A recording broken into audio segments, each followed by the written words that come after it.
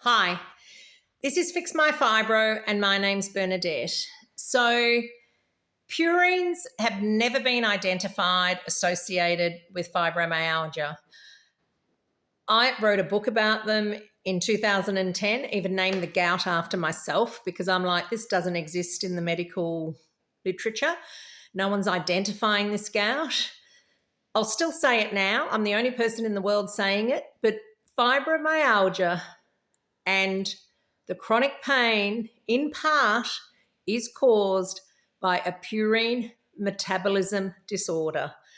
It is, in my opinion, either we have autoantibodies to purines or we have genetic defects in one of our purine receptors or various different purine receptors. There are multiple purinergic receptors, which are the purine receptors.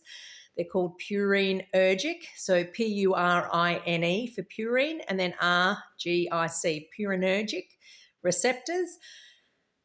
Because we don't process energy correctly, which causes severe fatigue, ATP, and adenosine in ATP is a purine, and it gets blocked. And we block it by purines in our diet. No one's ever said that. No one's ever said fibromyalgia is a diet issue related illness. I can tell you it is. Purines, I cut down low purines after having my gallbladder out. I was only like 35 and I had 6 months of severe abdominal pain. Doctors couldn't diagnose it. You get told you're anxious. Oh, maybe just take a depression level medicine. It's like, for heaven's sake, I'm not depressed. I'm in chronic pain. Finally, I literally collapsed, from the pain in my gallbladder, and it got surgically removed the next day. And the surgeon was like, oh my God, that was so inflamed. You must have been in a really severe pain. I had 26 stones in there, 6 massive ones and 20 little ones. So the thing is, when I kept looking at what makes up the stones, they kept going back to uric acid and kept going back to gout. And the more I looked into gout and purines, eating a low purine diet, the more I looked into the whole purine thing, I thought, you know what, maybe purines is the problem. Maybe I've got too many purines. There's too much in my body, and that's what set off my gallbladder to be so damaged and need to be removed. Well, that's another theory we can talk about in another video. But the purines in my diet, that surgery was instrumental in me reviewing my diet, realizing I was eating a very high purine, really super healthy, super high fiber diet, and that was causing my symptoms.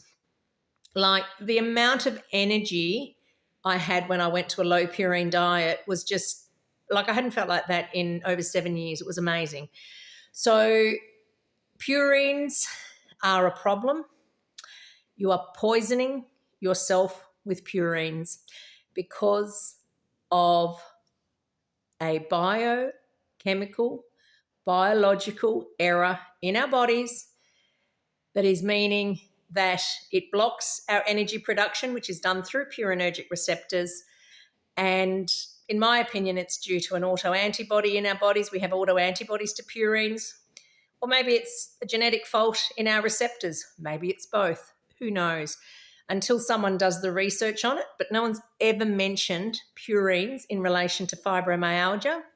If you're a university researcher doing research on fibromyalgia, I suggest you set up a study really quickly based on looking at purine receptors and potential purine autoantibodies, because I think you'll get a winning publication and see. And if you just put, it's the difference. Basically, any of our studies that have been done,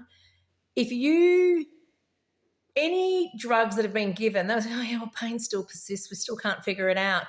Once you put people on a low purine diet and you control the MCAS, you don't have an issue anymore.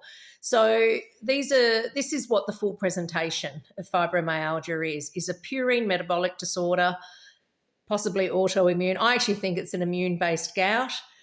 And then secondly, it's a it's the purine, and then it's undiagnosed mast cell activation syndrome. And my little pussycat's come to say hello. Say bye-bye, everyone. Thanks for listening.